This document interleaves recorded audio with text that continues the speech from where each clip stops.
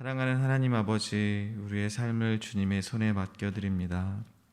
주님의 손이 우리의 삶을 붙드시니 우리의 삶은 영원히 주님의 것입니다.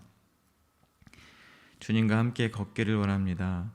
주님과 함께 보기를 원합니다. 주님과 함께 듣기를 원합니다. 우리의 모든 감각이 주님을 느끼고 주님을 체험하는 것에 사용되기를 원합니다. 모든 세포가 깨어서 주님께 반응하기를 원합니다. 나의 모든 시간이 주님을 찬송하기를 원합니다. 이 시간 어제의 나를 자복하며 회개의 기도를 드립니다. 우리의 관계를 돌아봅니다. 내가 죄인 중에 괴수라 말하며 다른 사람들을 정죄하고 지적하는 가식적인 마음으로 나와 관계하는 모든 이들 앞에 서 있지는 않는지 돌아봅니다. 내가 아직 죄인 되었을 때 나를 사랑하신 주님, 내가 주님께 받은 사랑과 용서하심의 은혜로 나의 곁에 있는 형제와 자매를 사랑하고 용서하고 섬기게 하여 주시옵소서. 예수님의 이름으로 기도하오며, 하늘에 계신 아버지, 오늘 제가 주님의 임재 안에서 살고 주님을 더욱더 기쁘시게 하기를 기도합니다. 주 예수님, 오늘 제가 저의 십자가를 지고 주님을 따르기를 기도합니다.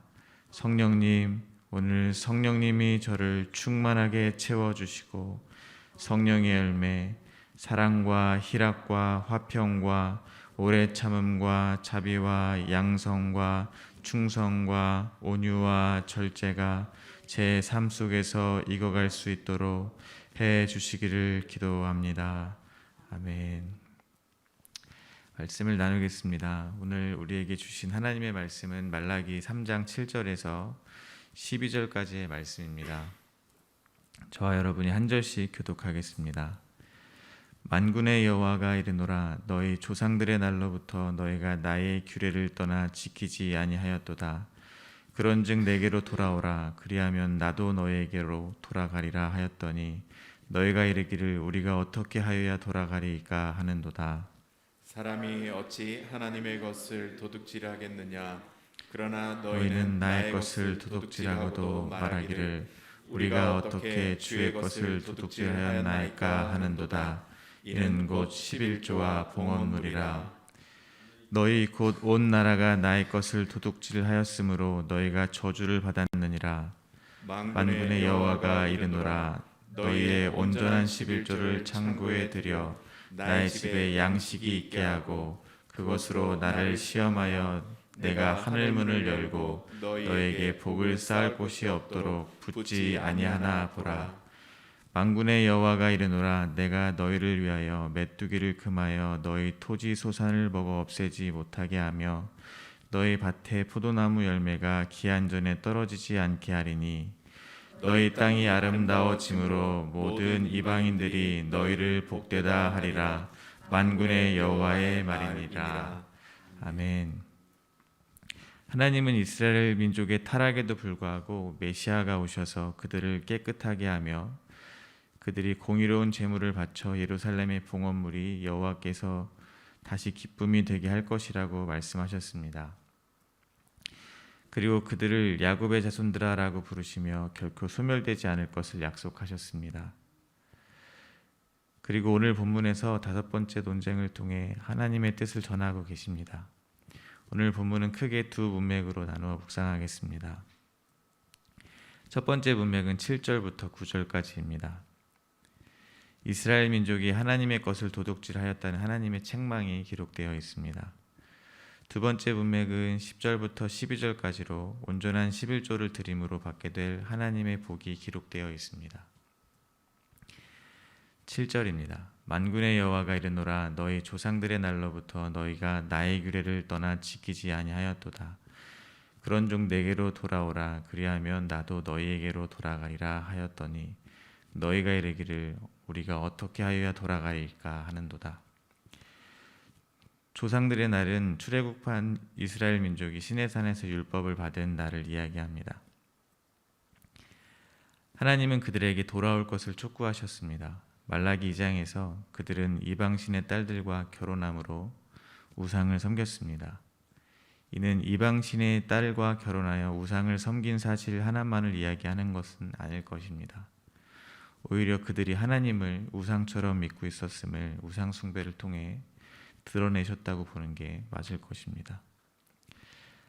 하나님은 이스라엘 민족에게 돌아오라고 말씀하셨습니다. 한마디로 회개를 촉구하고 계시는 것입니다. 그러나 이스라엘의 민족의 대답은 또 하나님의 마음을 몰라줍니다.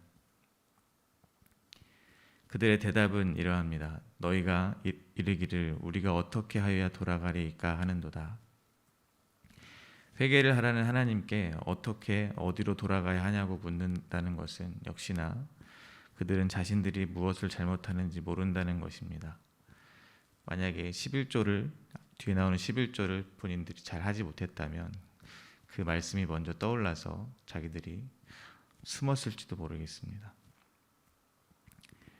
자신들이 생각할 때는 예배도 잘 드리고 헌금도 다 잘하고 있고 하나님을 떠난 적이 없는데 어디를 어떻게 돌아가냐고 묻고 있는 겁니다.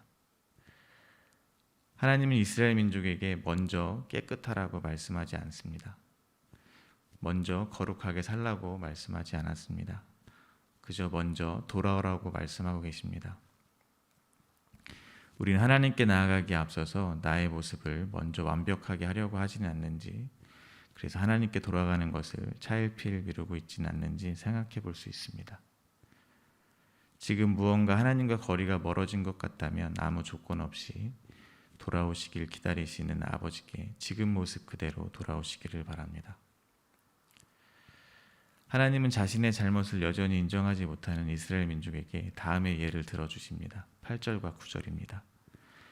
사람이 어찌 하나님의 것을 도둑질하겠느냐? 그러나 너희는 나의 것을 도둑질하고도 말하기를 우리가 어떻게 주의 것을 도둑질하였나이까 하는도다. 이는 곧 11조와 봉헌물이라.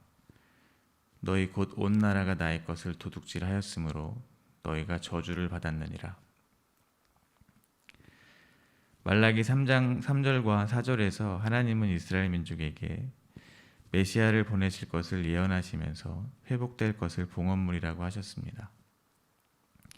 그 봉헌물은 곧 연단을 받아 깨끗게 된 레위 자손들이 드리게 되는 공의로운 제물이었습니다. 메시아로 오신 그리스도가 하나님이 받으시는 공의로운 제물이 되었음은 신약 성경을 알고 있는 저희들은 이미 알고 있습니다. 지금 교회에서 성도들이 드리는 11조의 행위에는 이러한 의미가 있습니다. 공의로운 제물이 되셔서 우리로 영원한 생명을 얻게 하신 그리스도의 은혜로 말미암아 우리의 삶은 주님의 것이고 우리가 갖게 된 모든 제물도 주님께로 왔다는 것을 인정하는 의미가 들어 있습니다. 성경에서 최초의 11조는 아브라함이 살레망 멜기세덱에게 드렸습니다.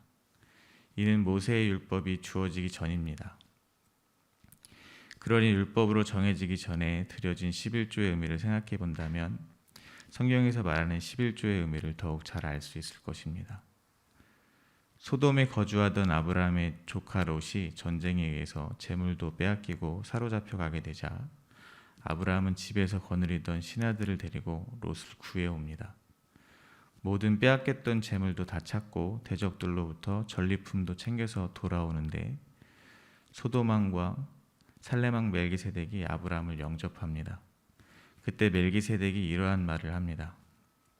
창세기 14장 19절과 20절 전반부입니다. 그가 아브라함에게 축복하여 이르되 천지의 주제이시오 지극히 높으신 하나님이여 아브라함에게 복을 주옵소서. 너희 대적을 내 손에 붙이신 지극히 높으신 하나님을 찬송할지로다.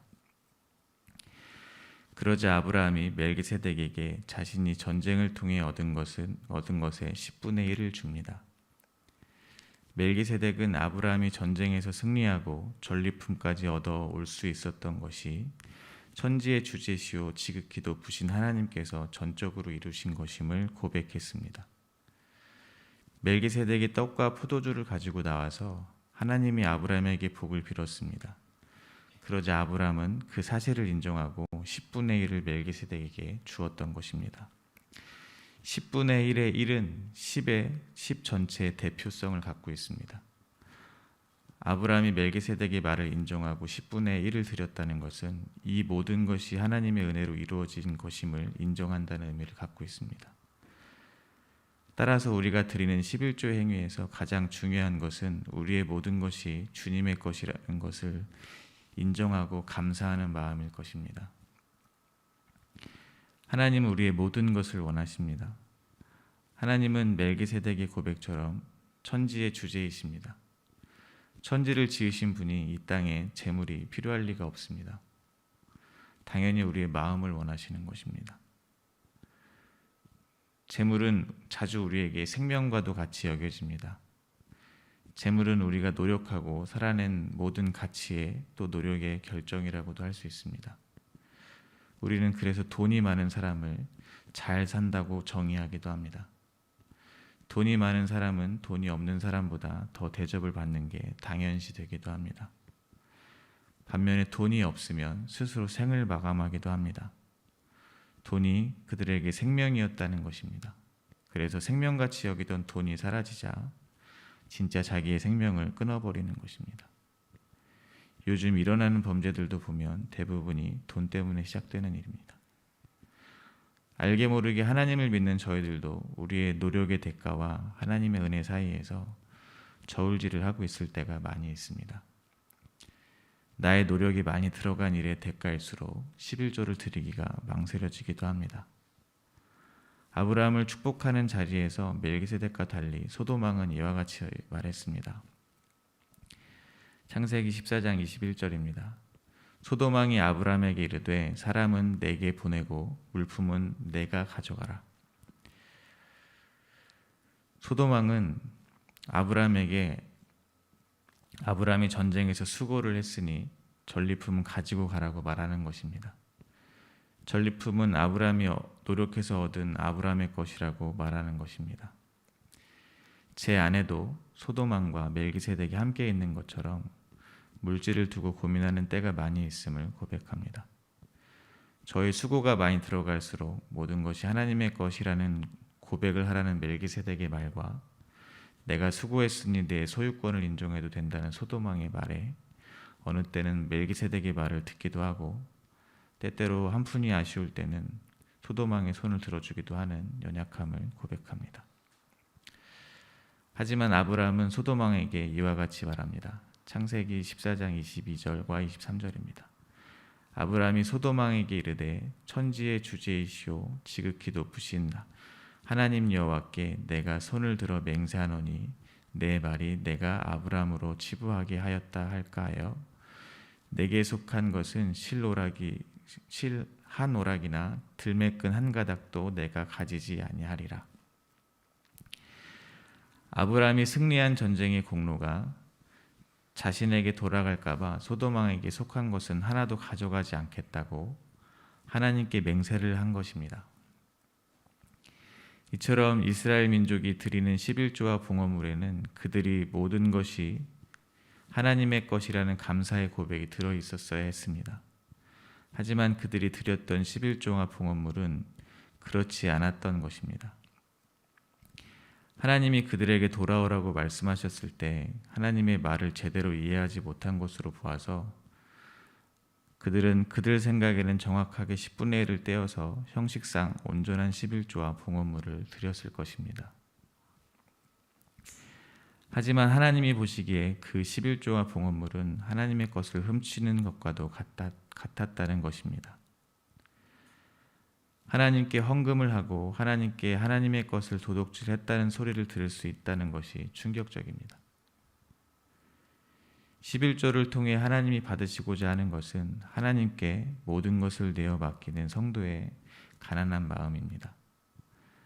하지만 저희가 드리는 11조에 하나님께 11조를 해드리는 것 같은 마음, 나의 삶이 하나님께 저주를 받아 혹시라도 망하진 않을까 해서 드리는 마음, 납부금을 내듯이 의무적으로 10분의 1을 떼는 그러한 마음이 담겨 있다면 그것은 도리어 우리가 재물의 온갖 마음을 빼앗겨 버렸다는 것을 반증하고 있는 것입니다. 그것은 11조가 결국은 내가 재물을 나의 생명의 원천으로, 즉 만몬을 나의 하나님으로 삼았다는 것을 드러내는 것입니다. 하나님으로 가득 차야 할 우리의 마음이 재물로 가득 차 버린 것입니다. 하나님으로 가득 차야 할 우리의 마음이 재물로 그 가치를 증명하고 싶은 나 자신으로 가득 차 있다는 것을 뜻합니다. 이어서 두 번째 문맥입니다. 만군의 여호와는 이스라엘 민족에게 하나님을 시험해 보라고 하십니다. 10절입니다. 만군의 여호와가 이르노라 너희의 온전한 11조를 창고에 들여 나의 집에 양식이 있게 하고 그것으로 나를 시험하여 내가 하늘문을 열고 너희에게 복을 쌓을 곳이 없도록 붙지 아니하나 보라. 하나님이 시험하라라고 표현하신다는 것은 확실하다는 뜻입니다. 하나님의 질서는 틀림이 없음을 강조하는 것입니다. 그 질서는 바로 온전한 11조를 하여 하나님의 집에 양식이 있게 하면 하나님이 복을 쌓을 곳이 없도록 부어주신다는 것입니다. 온전한 11조는 다시 말씀드리지만 형식적인 10분의 1이 아닙니다. 혹시라도 하나님께 화를 입을까 의무적으로 정확하게 수입의 10분의 1을 떼어서 드리는 것이 아닙니다. 그러면 누가 온전한 11조를 할 수 있겠습니까? 다시 말하면 누가 물질이나 다른 것이 자신의 생명의 근원이 아니고 오직 하나님이 자신의 생명의 근원임을 고백할 수 있겠습니까? 나의 나된 것이 오직 주님의 은혜임을 고백할 수 있겠습니까? 바로 두 렙돈을 헌금한 과부입니다. 향유옥합을 부어드린 여인입니다. 출애굽 당시 마지막 10번째 재앙으로 인해 모든 장자가 죽어야 했습니다. 그러나 문설주에 1년 된 어린 양의 피를 바른 이스라엘 민족의 장자들의 죽음을 면했습니다. 하나님은 마땅히 죽어야 할 장자들이 모두 하나님의 것이니 그들을 하나님의 것으로 바쳐야 한다고 말씀하셨습니다. 그러나 장자 대신 레위인을 선택하셔서 회막에서 봉사를 담당시키셨습니다.